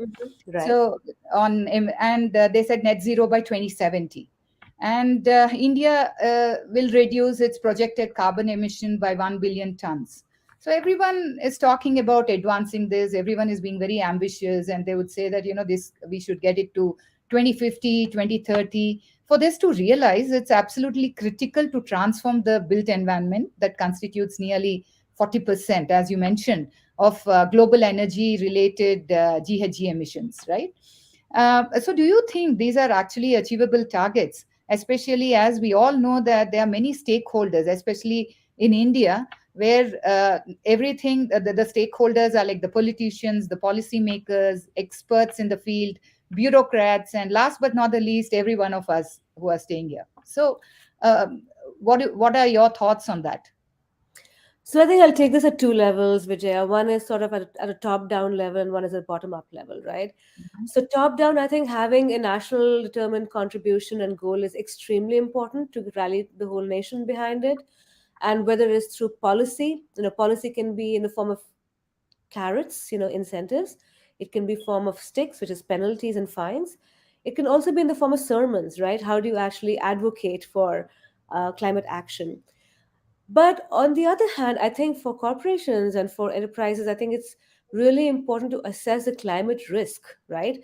So, what does it mean in terms of material risk, the impact on their own business, and what are the opportunities? How do you create an economic benefit out of doing the right thing sustainably? I think those are sort of on the public sector side, on the private sector side, sort of aligning the policies around trying to achieve these goals and targets. On a bottom-up basis, I would say that national labs in the US, such as Lawrence Berkeley National Lab, where I am, we're an organization which is a third-party neutral organization, right? So we, even though we are funded by the US government, and again, I'm speaking on a personal capacity out here, I would say that the kind of science and technology that goes behind our work is credible. We have 14 Nobel laureates from our organization itself. So we put a lot of evidence-based and data-based recommendations out there. So we're currently working on doing projections specifically for the building sector. What does it mean in terms of the building stock, all the residential buildings and commercial buildings in India? What will it take to change the trajectory from where we are as business as usual into a net zero future of 2070? And are there heroic scenarios to get to it by 2050? And this will include both existing buildings, so the entire building stock as it exists right now, which is all the portfolios of all the big companies, as well as the upcoming portfolio. So I think there is certainly like a science based as well as a policy based aspect to this.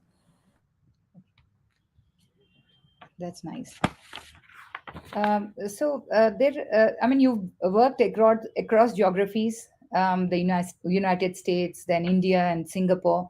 What are the commonalities across, and what are the pain points, if I may say so, in Sure.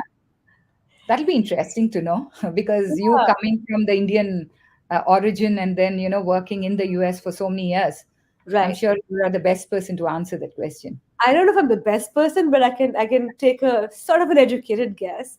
Mhm. Is across the different cultures, I think there is a misnomer that architecture in the so-called advanced economies is better. I think there's so much to learn from um, traditional methods of construction in India, whether it is the forts and palaces, which used things like just cooling using water.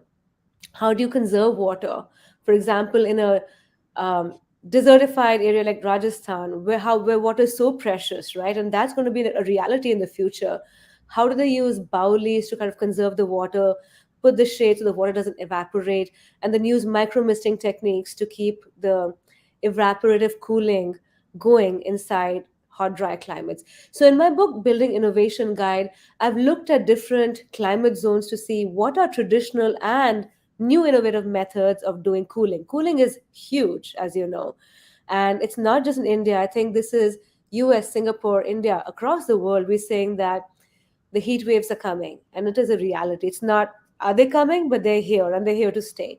So are we going to invest in millions of rupees of um, air conditioners? In fact, over the years, as I come to India every 2 years, I notice that how the changes are so dramatic, like from even every 6 months. So when you walk into a card with into a store which sells SIM cards, I've noticed that now they're selling air conditioners. It is a commodity business now, right? That never used to be when I was growing up.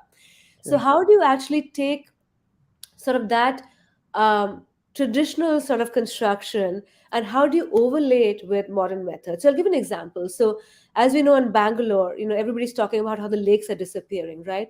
Yeah. So we are doing some machine learning methods based on capturing geographical information using drones, so capturing um, RGB and thermal images across neighborhoods and across cities, and trying to analyze what it means in terms of just basic land use planning. So just kind of understanding at the city level, how do you maintain the regional and the hydrological um, robustness of a system, so that when you're building, you're not creating more problems. We know that in Uttarakhand, about a few years ago, because of the tourism development which was rampant and not really paying heed to the planet or the environment, there was huge flooding and we lost so many lives, right, of pilgrims.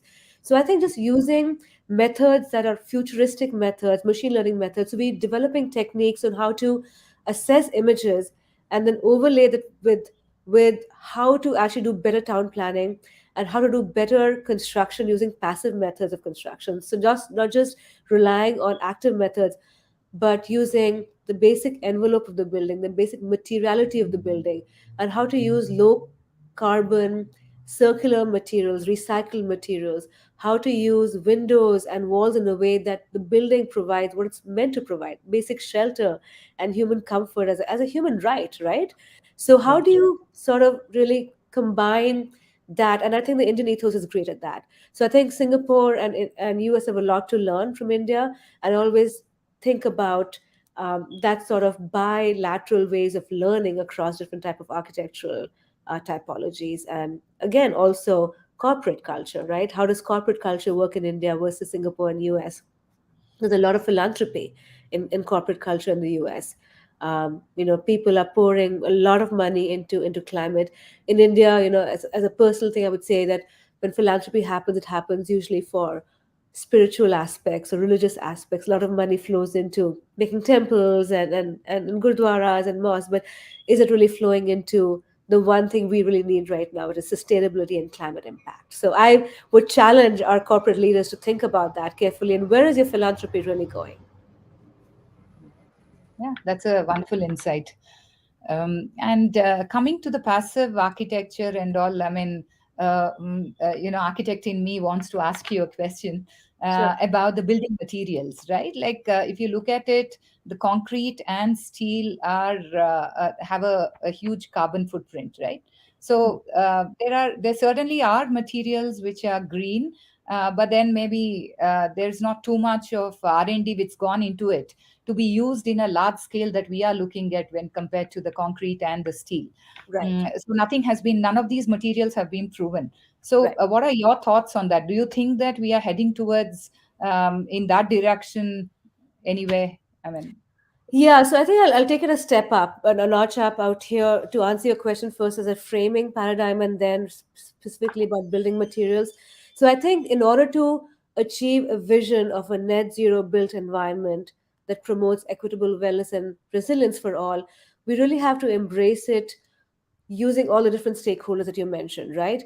And whether it is building materials or whether it is operations of buildings using sensors and controls, I think we have to really look at the entire gamut. So I always think about this as three drivers. There's decarbonize, there's digitalize, and there's democratize. So decarbonize is all about how do we save embodied and operational carbon in buildings. And that really is all about selecting the right materials. And so whether it is research and development into materials or whether it's actually corporations being able to provide their buildings as living labs where these materials can be tested, demonstrated, and corporates can become leaders at showcasing these materials. It's very visible. Buildings are one of the most tangible ways of showcasing your leadership. So I think using interesting materials such as mycelium or mushroom based walling methods, for example, or highly efficient low emissivity glass materials, I think buildings can be a wonderful showcase of embodied carbon reduction. um, that's really in terms of decarbonize. Digital technologies are also very important. So for digitalizing the built environment, corporations can also take a leadership position by making sure that the new construction and their existing buildings have the right sensors and meters and transparency on the data to keep continuously improving the operations of the buildings. And finally, around democratize, I think the idea is to make sure that human health and environmental health is important. So, how do you make sure that biodiversity is conserved in your campuses? How do you ensure that the investment is flowing into human capital for both behavioral aspects as well as making sure that people are ready for this 21st century jobs around sustainability?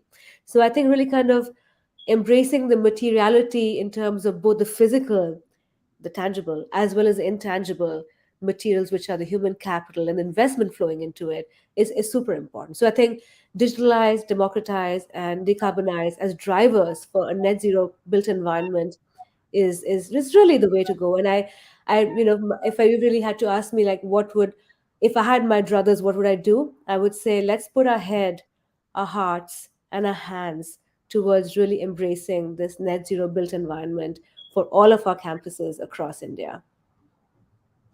yeah, I think that's a great message, Reshma. So I think we'll just look for throw open for questions to the audience. Mina, any questions from the audience? I can't see any, Vijaya. Yeah, okay. Great. Fantastic conversation, Reshma, Vijaya. What really struck me, Reshma, it's like when you do an ABC analysis of actions to be taken, in inventory control, you talk about ABC analysis.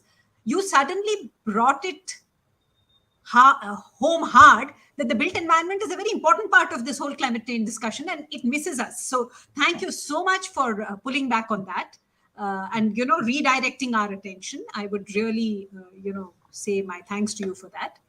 And the second is how rooted you are in what's happening in India.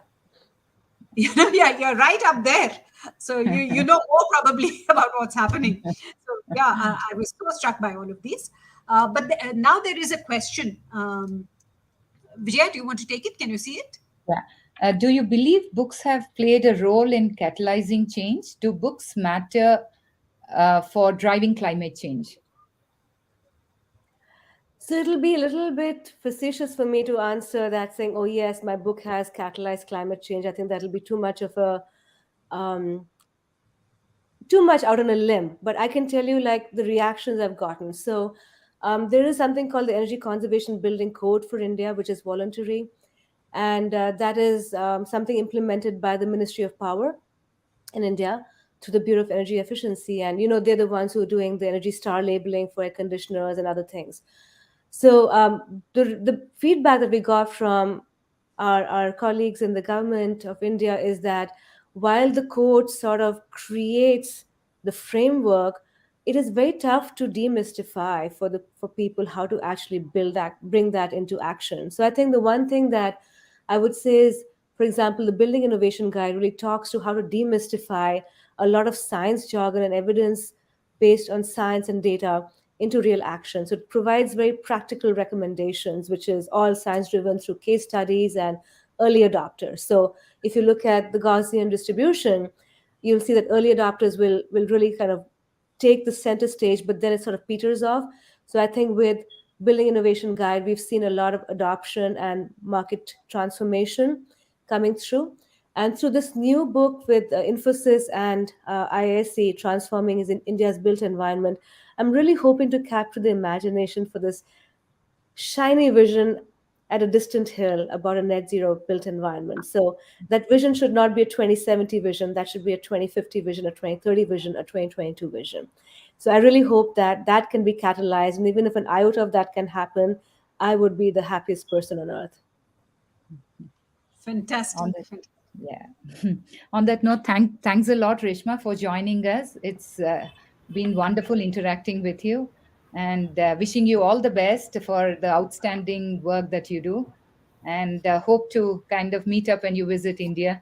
And I'm sure we'll not disappoint you and work towards your vision and our vision overall. Our collective vision. Thank you so much, Vijaya. Thank you for all the work you're leading in the architecture circle and all the amazing avant-garde work that you're doing to lead the charge. Thank you for having me. Thank you, Reshma. Thank you, Vijaya. Thank you. Over to Ganesh. All right, so that was a seriously thought-provoking series of discussions, Meena, starting from your own chat, and then moving on to how man and machine can tango, live together in some sort of harmony, even if that's a little unsettled as of now.